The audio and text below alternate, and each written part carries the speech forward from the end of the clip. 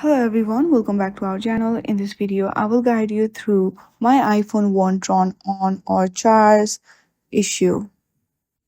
To solve this issue, the very first thing you need to do is put your phone on the charge for up to 1 to 2 hours. And then if your screen is still back, then try to force restart your phone. That is, click on the volume up button, then volume down button, and then keep pressing on the side button and keep pressing it until you see iPhone logo. This will turn on your phone and then black screen will be disappear.